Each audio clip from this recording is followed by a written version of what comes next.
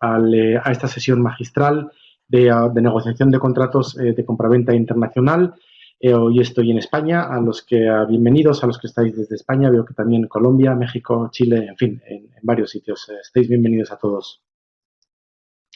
Bien, en esta sesión de negociación de contratos de compraventa internacional vamos a hablar de varios temas, cómo llegar al cliente final y con ello cuál es la estrategia empresarial que vamos a seguir.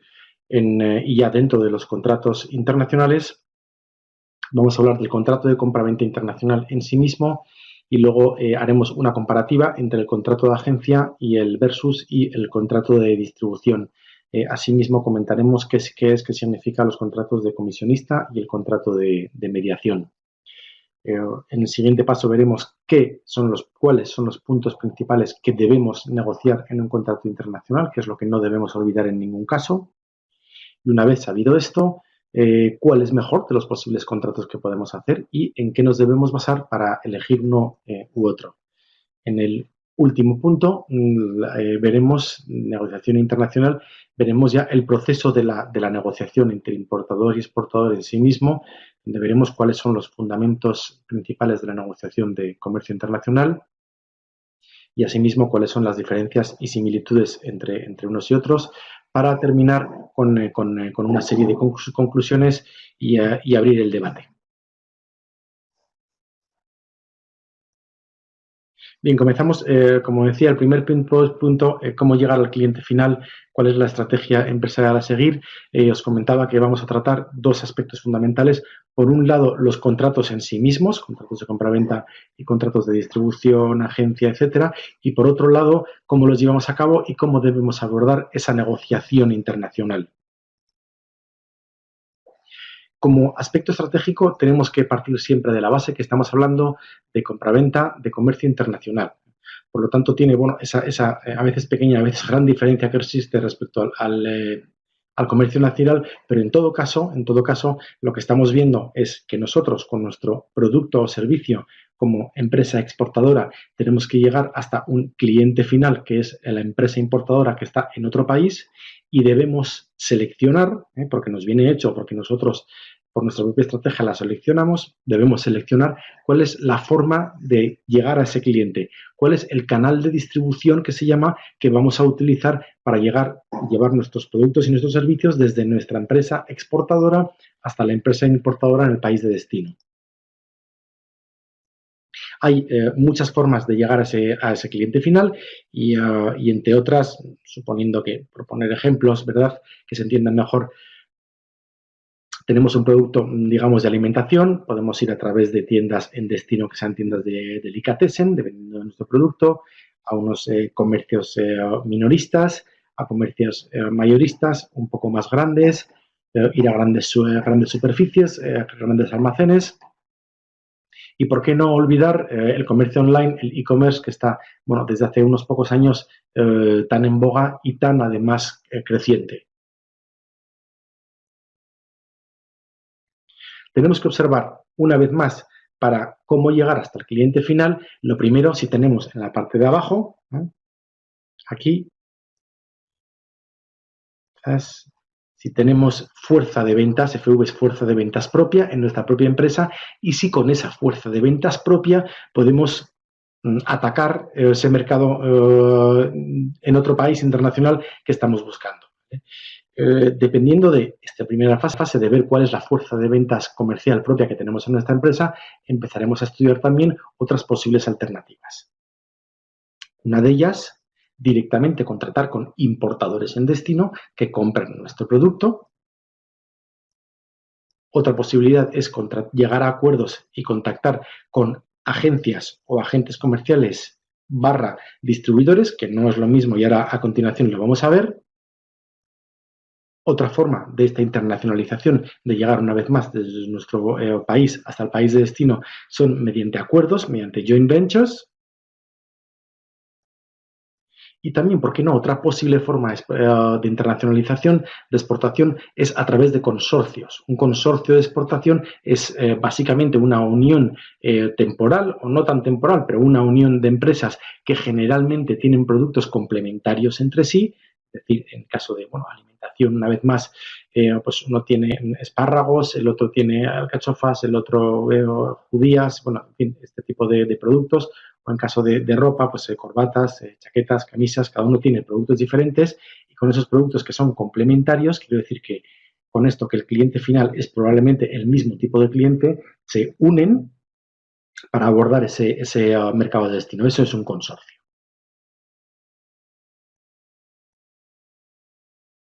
Hay que tener en cuenta, en los contratos internacionales, en todo caso, lo primero es que se trata de contratos privados, es decir, entre una empresa, que es la empresa exportadora, y otra empresa, que es la empresa importadora. ¿Qué significa que sea un contrato privado? Hablamos, insisto, de un contrato de compraventa, como es el título de la sesión.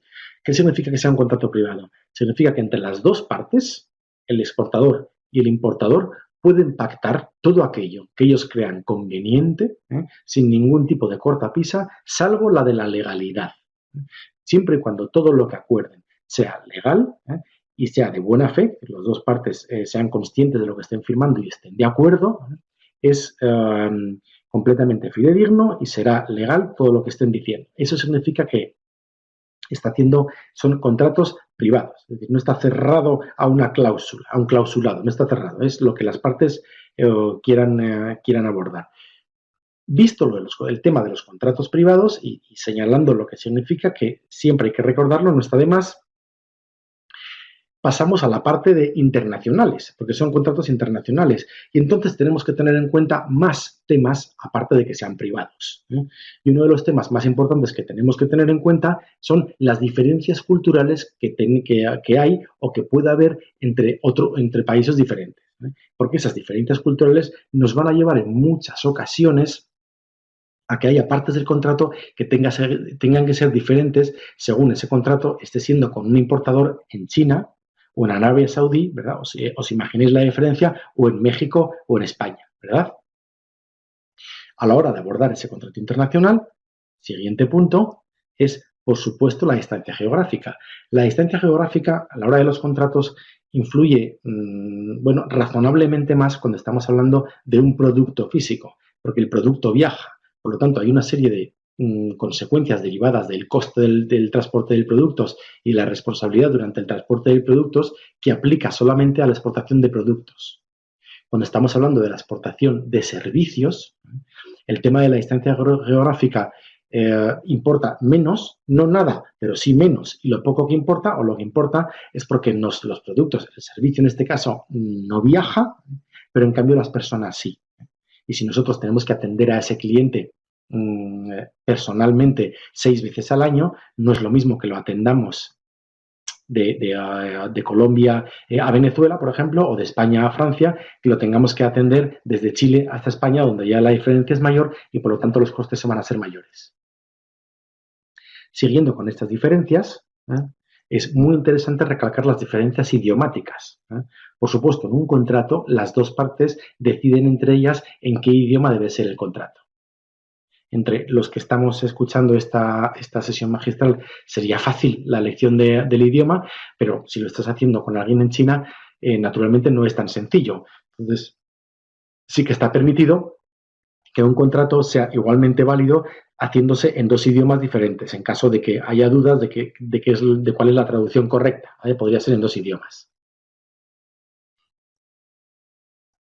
Siguiente aspecto importante a la hora de ver los contratos internacionales, estamos poniendo el énfasis en la palabra internacional, es el cambio de moneda. Un contrato internacional huelga decir que es para compra-venta de un producto y servicio. Compra-venta significa que tiene un precio y ese precio está pagado en una moneda. Habrá que ver si la moneda es la misma en un país que en otro, si lo hacemos en una tercera moneda y qué pasa con el tipo de cambio, porque todo eso se puede negociar en un contrato. Y de hecho, cuando la moneda es diferente y el contrato es a medio o largo plazo, se debe negociar por la posibilidad de que las monedas fluctúen mucho. Como seguramente todos sabéis, la moneda que más se utiliza en más de un 80%, bastante más de un 80% en contratación internacional general, es el dólar americano, seguido por casi a la par el euro y el renminbi chino. A partir de ahí, las siguientes monedas son mucho más minoritarias en cuanto a contratos internacionales se refiere. Los contratos, como decía, hay dos partes principales. Una es el exportador, otra es el importador, pero es posible que haya partes intermedias. En caso de logística complicada puede haber transportistas implicados. En el caso de que haya que haber temas de calidad, puede haber otras empresas implicadas en la selección de productos y en el paso de calidad de las mismas, etcétera.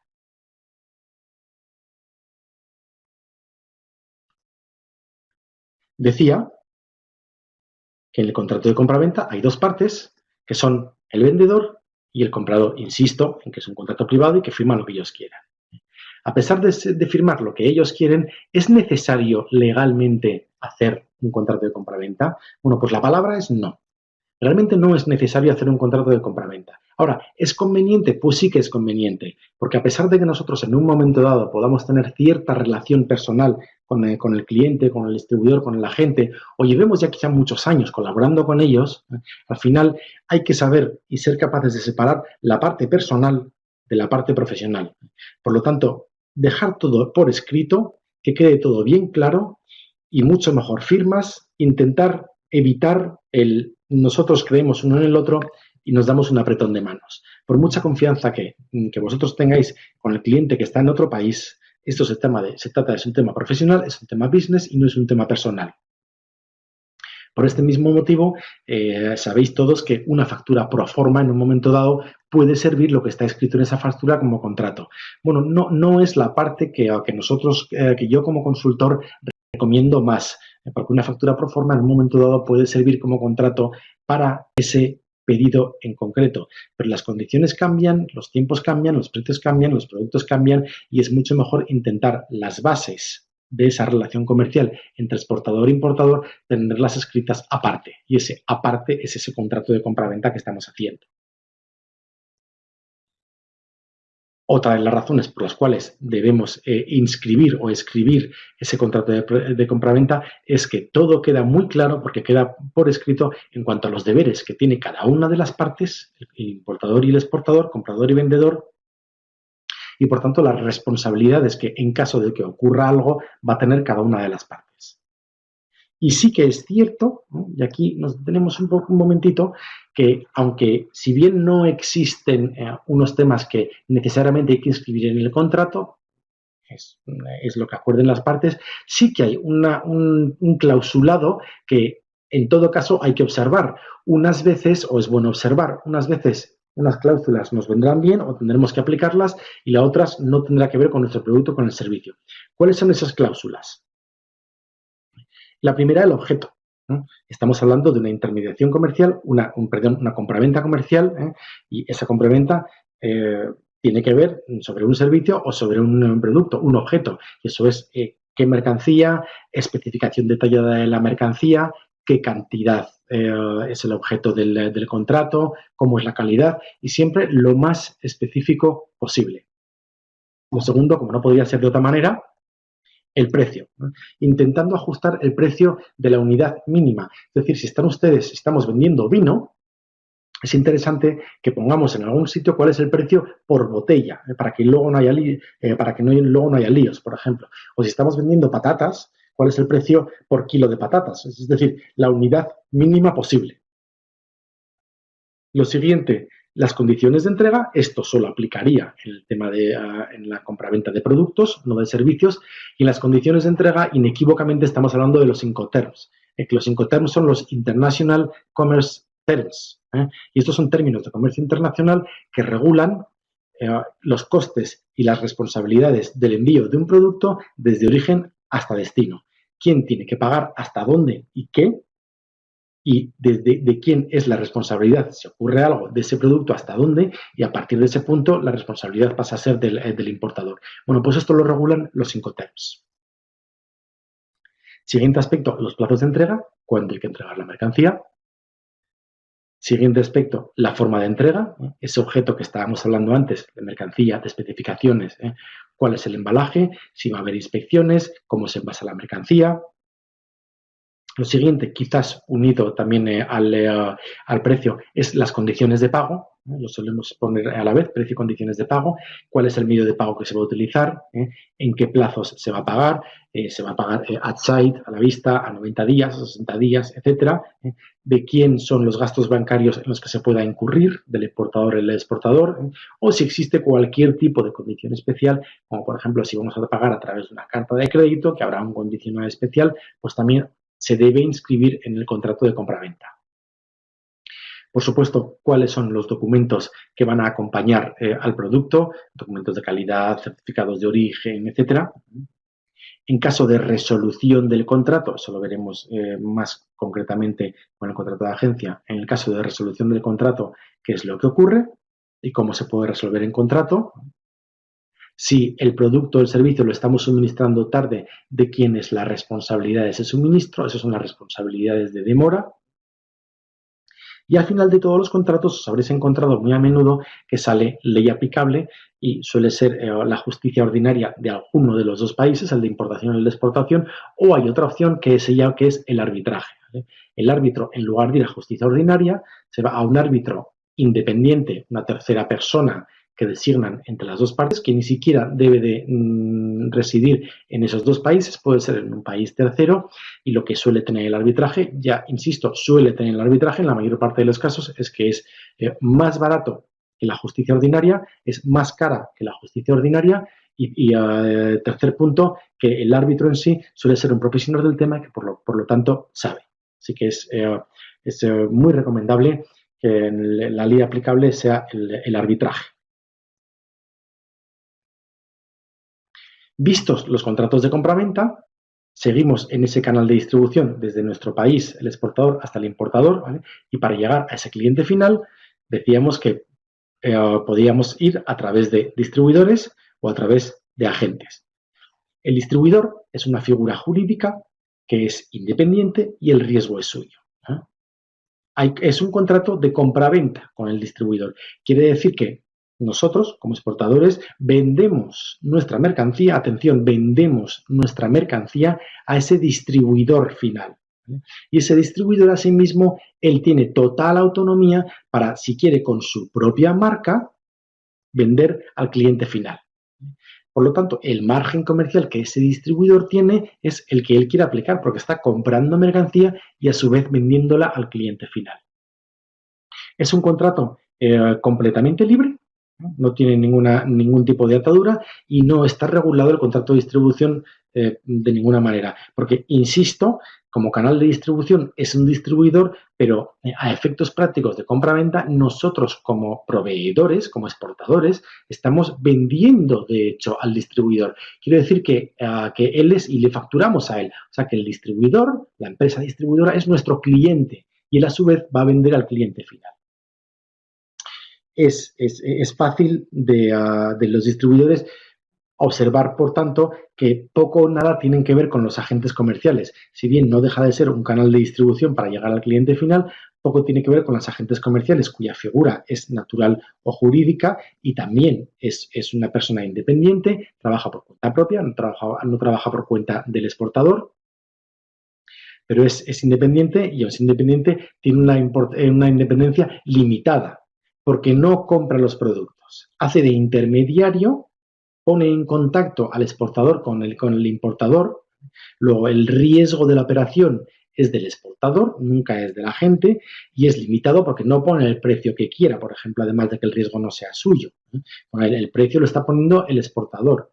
Y producto de esa transacción tiene una remuneración que generalmente suele ser una comisión.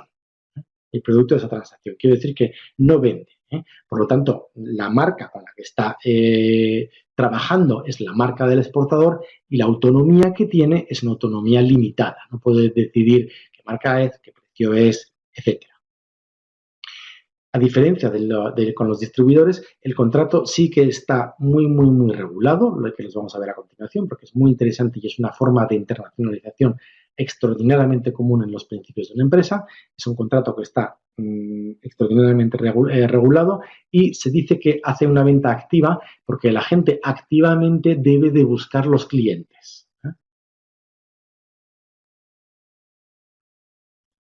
Decía que está completamente regulado por ley. Como veis en el cuadro de la derecha, la distribución en absoluto es mínima la injerencia de la ley en cualquier país, mínima la injerencia de la ley en un contrato de distribución, mínima porque, insisto, tiene que ser legal y de buena fe y las dos partes tienen que estar de acuerdo. Este es el punto de partida, es simplemente el pacto a que lleguen las partes, es un contrato de compraventa, básicamente este contrato de distribución va a ser muy parecido.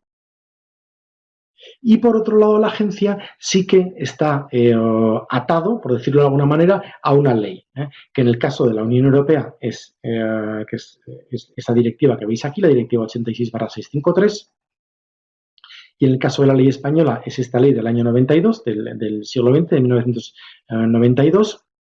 ¿Cuál es mejor utilizar en contrato de agencia? ¿Sobre qué ley nos tenemos que basar? Si estamos en México, ¿qué es mejor? ¿La ley del contrato de agencia de México o la del destino en España o en Colombia? Pues todas se basan sobre unos principios bastante parecidos, pero a partir de ahí cada país tiene ciertas especificidades. Por poneros un ejemplo, en el caso de España, que a todos vosotros os puede afectar, unos como exportadores y otros como en el momento que queráis exportar a la Unión Europea o a España. En el caso de España, la ley del contrato de agencia española es muy favorable para la gente.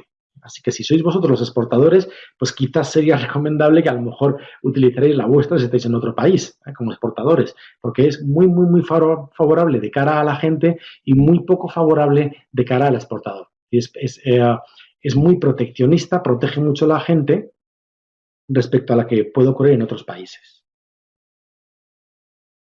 ¿Qué es un agente comercial? La definición de agente comercial está en la ley del contrato de agencia. Un agente comercial, según este artículo primero de la ley del contrato de agencia, es un, como he dicho, intermediario independiente que asume de forma estable y permanente la responsabilidad de promover e incluso concluir operaciones comerciales como intermediario en nombre y por cuenta de otra persona, que son un poco los temas que hemos hablado, y a cambio de una remuneración. Respecto a los temas que hemos visto hasta ahora, la palabra nueva que añadimos es la de estable, porque en una relación comercial el exportador quiere con ese agente que va a hacer nuevo en un país, que al final va a ser su cara y sus ojos y su imagen en el país de destino, que esa relación sea una relación estable, no sea solamente para una sola operación. En el tiempo sea al menos a medio y si es a largo plazo y la relación funciona, pues mejor todavía. Estamos buscando una relación estable. Ese es el espíritu de la gente, es estable. Por eso, al final hay que tener cierta empatía, cierta buena relación cordial con esa agencia que, como digo, insisto, al final va a ser nuestra cara, nuestros ojos y nuestra imagen en el país de destino. En estas operaciones, hemos comentado, el agente comercial no asume el riesgo de la operación es del exportador, excepto que se pacte en contrario, que la verdad, en rara ocasión, el agente comercial asume esa carga de responsabilidad. Otras figuras que nos encontramos en el mercado del comercio compraventa internacional es la figura del comisionista. A diferencia del agente comercial, un comisionista actúa solamente por una acción, el proceso es el mismo y se lleva una comisión producto de esa compraventa, pero ese contrato de comisión es solamente para una operación de compraventa concreta, ¿no? Nada que ver con el tema temporal a largo plazo que hablábamos en el contrato de agencia. Por otro lado, está el contrato de mediador, que en este caso no es un contrato que realiza exclusivamente el exportador, sino de alguna manera ambos. Es una persona completamente independiente, es imparcial, que, pues, bueno, que de alguna forma, por contactos o por el sector o por lo que sea, o culturalmente, pone en común a un exportador y un importador y él seguramente también, producto de eso, va a tener una remuneración, pero es completamente independiente de ambos. Es un mediador comercial que, como la misma palabra indica, media entre exportador e importador. Una vez dicho esto, el contrato de agencia, que es el que está verdaderamente regulado, como comentábamos, ¿qué es lo que debemos, por tanto, negociar y tener muy en cuenta en un contrato de agencia? Porque vamos a firmar un contrato con una persona con la que queremos trabajar a largo plazo. ¿Qué debemos nosotros como exportadores firmar indudablemente o asegurarnos indudablemente? El objetivo de ventas. Cuando queremos que esas ventas cuántas ventas creemos que puede hacer en ese mercado, por los estudios de mercado que hayamos hecho, por el benchmarking que hayamos hecho, cuántas ventas queremos que esa gente haga en destino. Objetivo de ventas generalmente anual, pero puede ser a elección, ¿verdad? No tiene por qué ser anual. Otros aspectos que debemos negociar en un contrato de ventas es qué remuneración va a tener el agente. La remuneración, como he dicho, es generalmente a comisión. ¿Y qué tipo de comisión? Pues en este aspecto depende completamente del sector. Hay comisiones que son menores del 1% y se puede ver con cierta facilidad comisiones de 20%, etcétera, depende del sector. Y es cierto también que en otras ocasiones, además de la comisión, ese agente tiene cierto fijo a pagar quizás durante un tiempo pues, al mes, significando pues, que durante ese tiempo al mes va a tener una retribución fija, además de las comisiones que va a tener. No se recomienda pagar un fijo, o al menos no se recomienda pagar un fijo durante largo tiempo.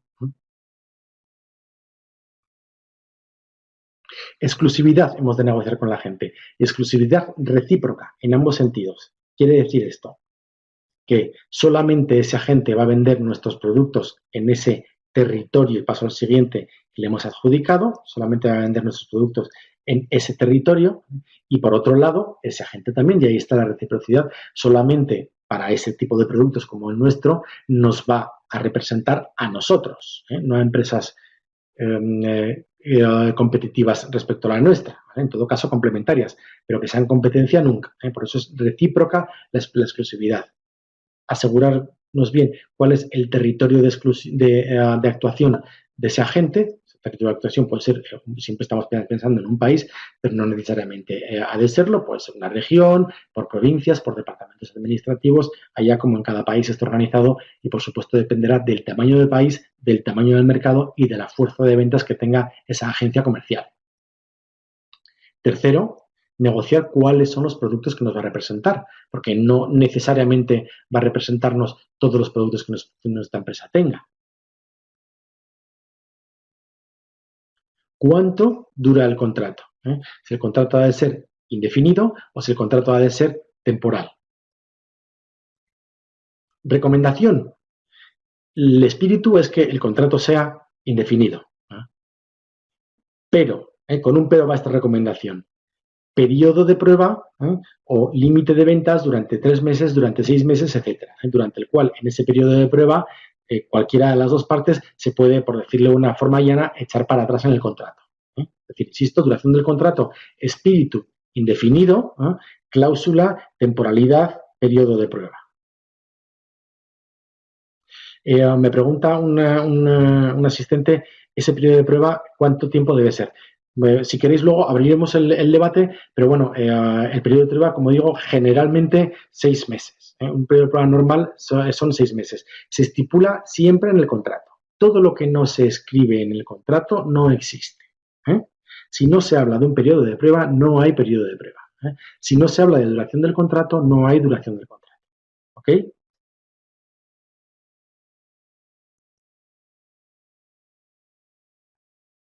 Extinción anticipada. ¿Qué pasa cuando extinguimos el contrato antes de que, por el plazo que sea que hayamos escrito, si no es indefinido, es 3 años, si es lo que sea, si se extingue antes?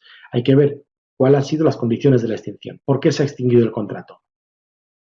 Generalmente es porque ha habido violación territorial, esto es que el representante, el agente comercial, se ha extralimitado en sus funciones y ha procedido o ha intentado vender nuestros productos en un área de trabajo, en una provincia, en una comunidad, en un departamento que no le incumbe, que no es el suyo según contrato, o el otro, que es común, que los objetivos se han incumplido.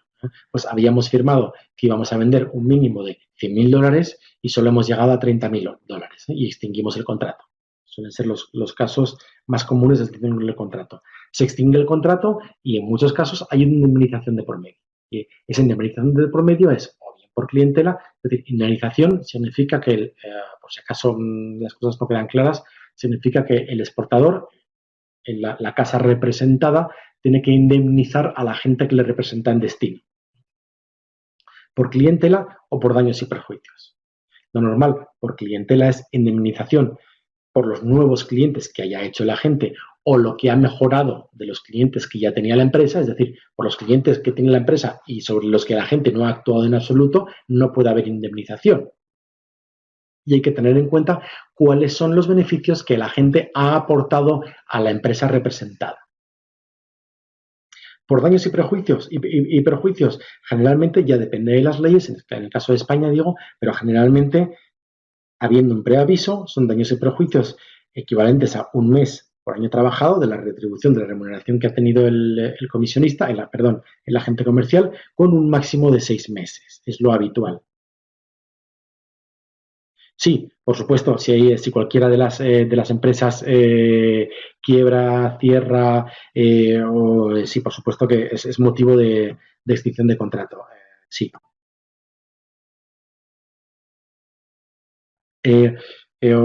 Cuantías, indemnización del contrato de agencia. Cuando es por clientela, decíamos, pues, ¿y cuánto es por clientela? Pues la media de lo que ha obtenido de esa clientela durante los últimos 5 años, o si el contrato no ha llegado a 5 años, del total.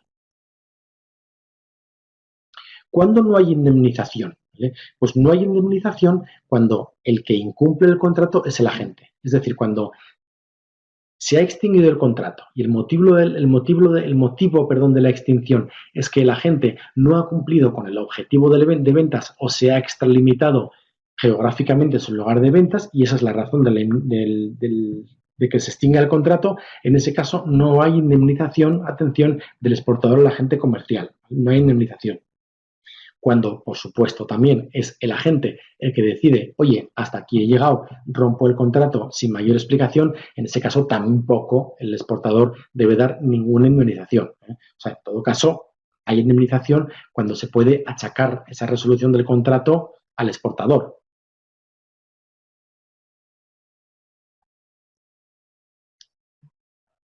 ¿Cuál es mejor, por tanto? ¿Qué debemos elegir? ¿Un contrato de agencia? ¿Un contrato de distribución?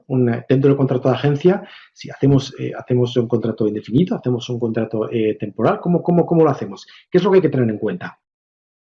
Pues en primer lugar la distancia. En primer lugar la distancia. No es lo mismo estar en un país vecino, siempre hablamos de compraventa internacional, que tener que, como se habla en slang, cruzar el charco, ¿verdad? En primer lugar la distancia. La experiencia que nosotros mismos tengamos en el mundo internacional, nosotros como exportadores.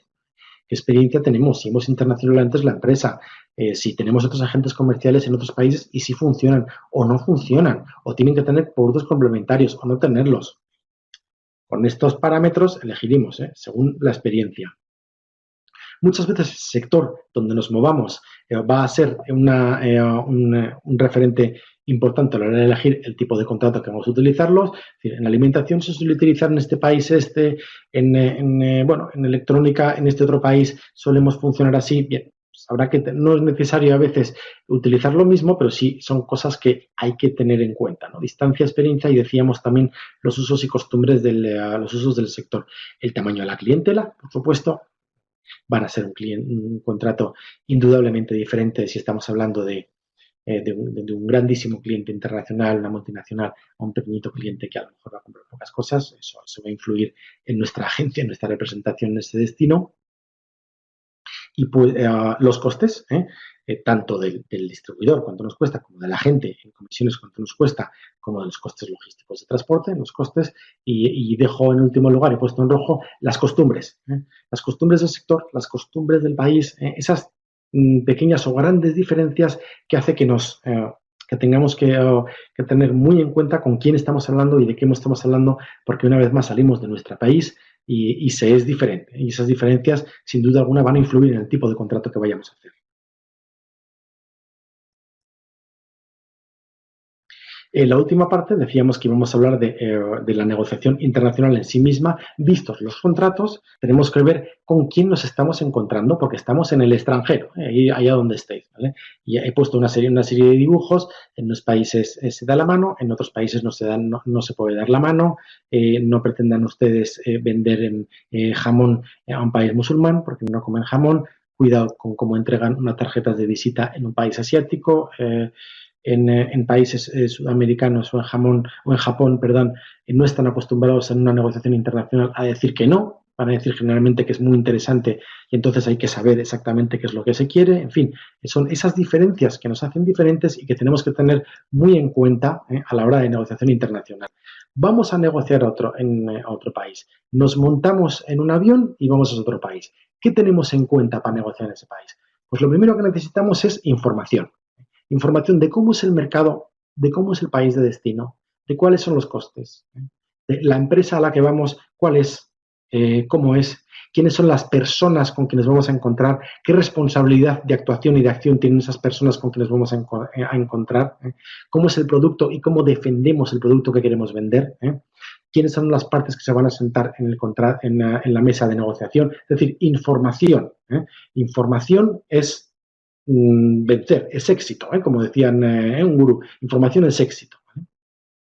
Planificamos la negociación de punta a cabo. No podemos volver a nuestro país diciendo, ay, es que se me ha olvidado decirle a la gente, se me ha olvidado decirle al cliente esto y lo otro. Porque a lo mejor no es tan fácil montarnos en un avión, llamarlos por teléfono, la imagen es muy mala, no se nos puede olvidar nada. Por lo tanto, hay que planificar todo por escrito. Todo lo que queremos obtener, todo lo que queremos conseguir y todos los temas que queremos tratar de esa negociación. Son relaciones comerciales, es business y business is business, no son tratos personales.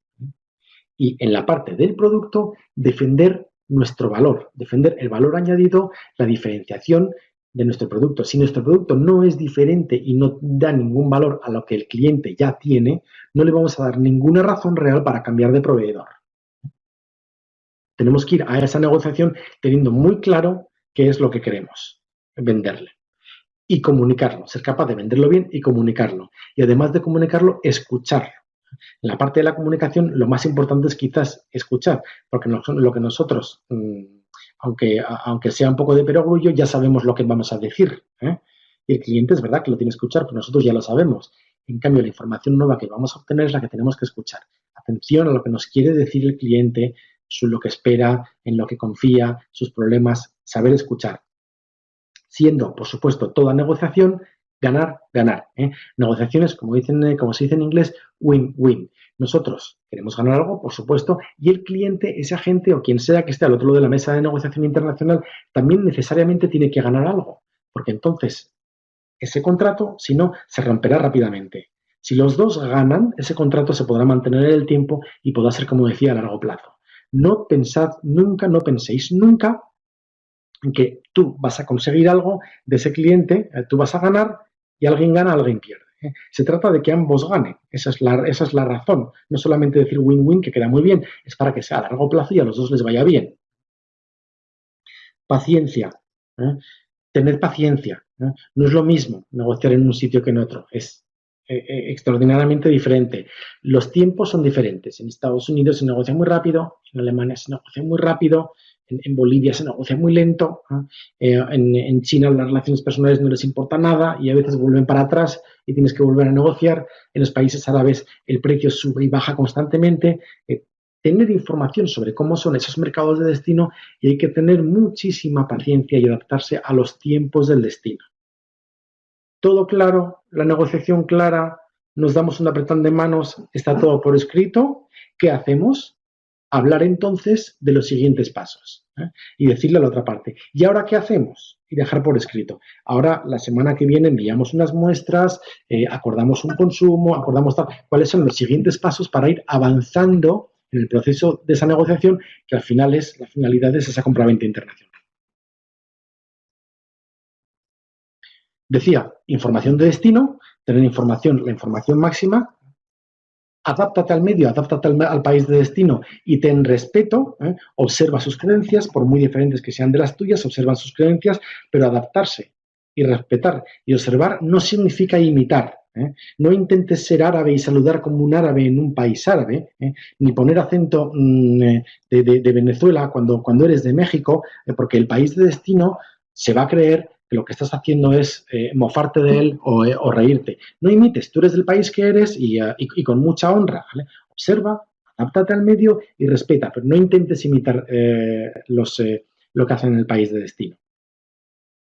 Muchas veces se viaja se va a comer, se va a cenar, se toma algo, no solamente sentarse en una mesa porque tienes todo el día por delante, y en esos momentos son los que a veces nos solemos soltar y empezamos a hablar de temas de conversación de los que no se debe hablar.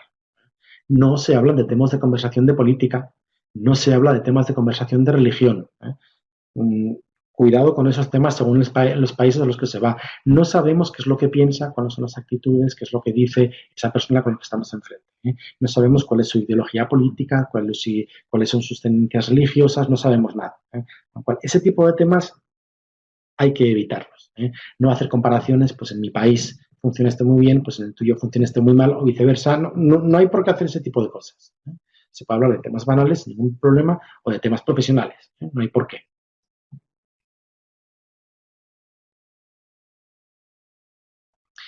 Para concluir de alguna manera, estábamos hablando de relaciones, contratos de compraventa internacional, contratos de agente, contratos de distribución, contratos con clientes finales, siempre pensando en relaciones a largo plazo. Y las relaciones a largo plazo serán siempre en tanto en cuanto ese contrato que estemos firmando sea una negociación de definición win-win, que ambas partes ganen.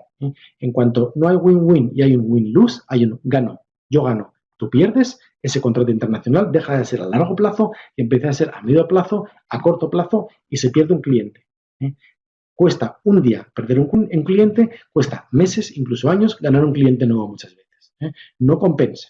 A veces es mejor ganar un céntimo menos, pero que la relación sea más a largo plazo que ganar 2 céntimos más, pero hacer solamente un contrato de compra-venta. No tenemos éxito cuando conseguimos hacer una venta internacional.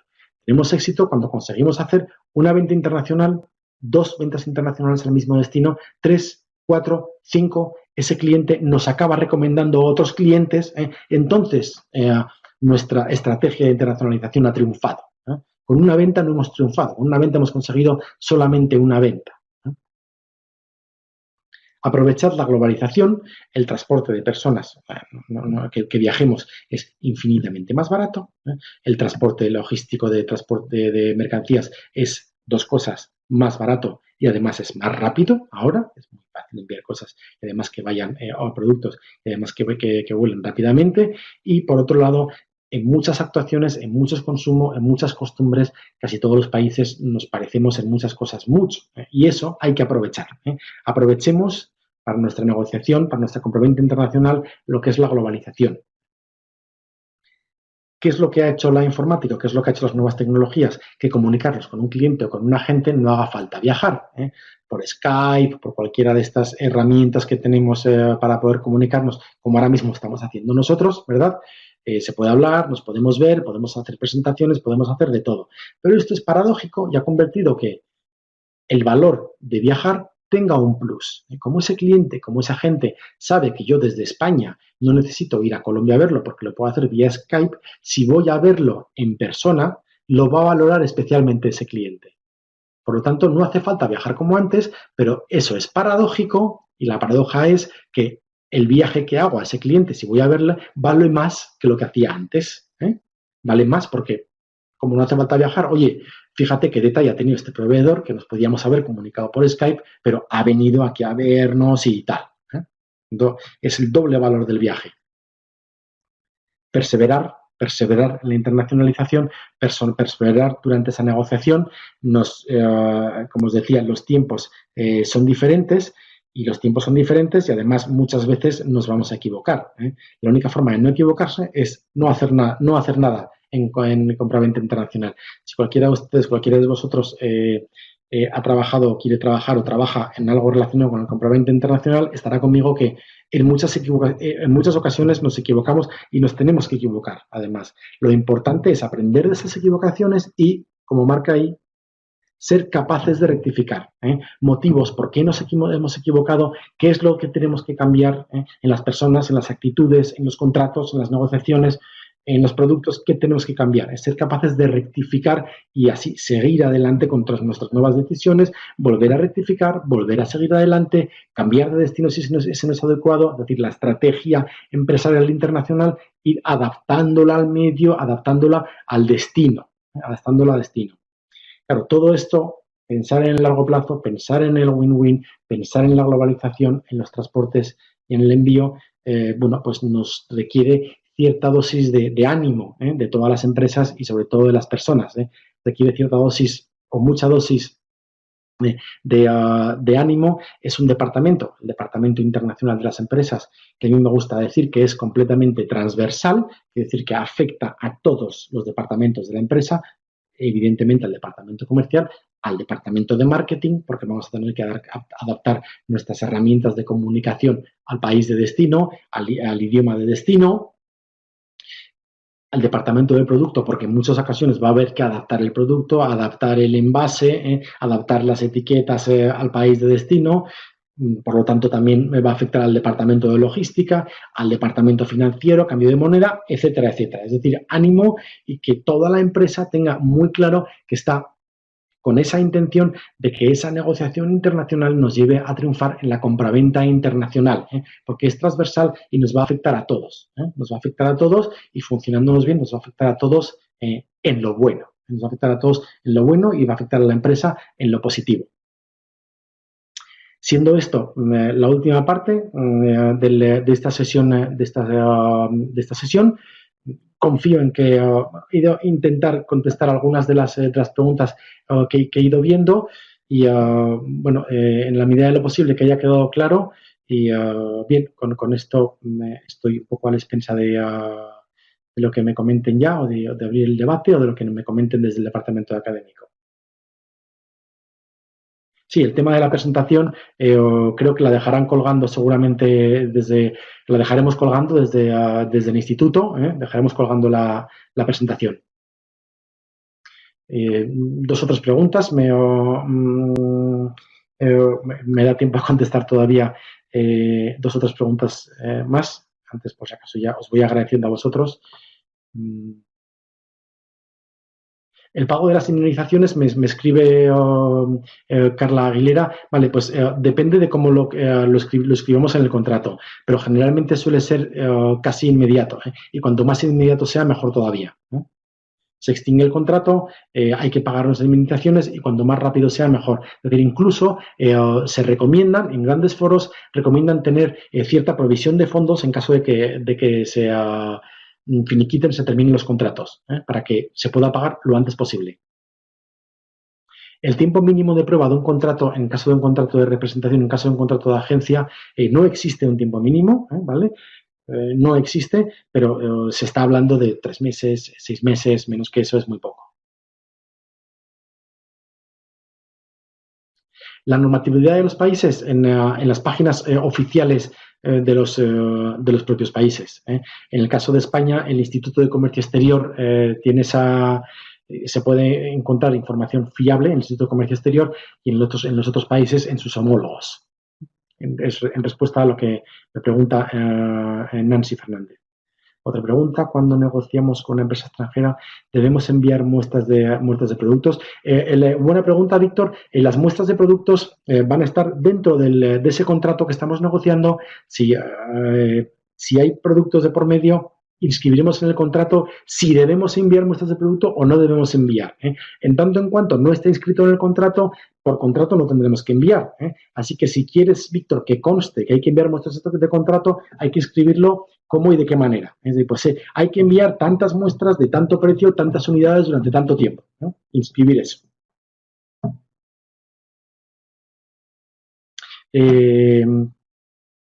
Lo que tú quieras, Octavio. Un contrato puede durar lo que vosotros queráis, el tiempo que se quiera. La tendencia es a la idea de que sea indefinido, pero puede ser exactamente de la duración que vosotros queráis. ¿Vale? La ley que queráis puede regir. La de España, la de Colombia o la de China, la que vosotros queráis. Bien, con esto nos tenemos que despedir ya. No hace falta apostillar los contratos, y espero que os haya servido estas pinceladas sobre contratación y sobre negociación. Encantado de haber estado con vosotros. Veo que ha sido interesante para vosotros, para mí también, poder tener esta oportunidad de compartirlo con vosotros. Y bueno, pues un gusto y nos vemos en futuras sesiones.